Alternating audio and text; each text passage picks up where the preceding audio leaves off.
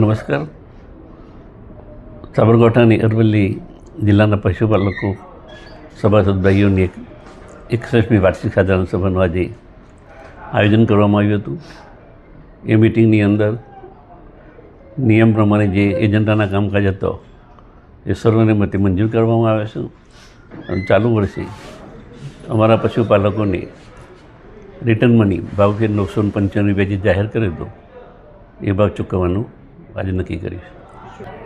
સભાસદોના જે પ્રશ્નોની ચર્ચા માટે અમે આવતી જનરલ સભાની અંદર ચેરમેન સેક્રેટરી બંને બોલાવવાનો એક પણ નિર્ણય કર્યો છે ને એમાં જે મંડળી લેવલના પ્રશ્નો હોય એનો એક નિકાલ થાય એ ભાવથી નિયામક મંડળે આ વર્ષે નવી પ્રથા પ્રણાલિકા ચાલુ કરવાનો નિર્ણય કર્યો છે.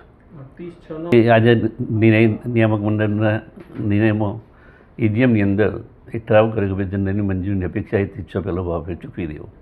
એટલે આ જે પ્રશ્ન બને છે એ પ્રશ્ન કાયમ માટે સોલ્યુશન થાય.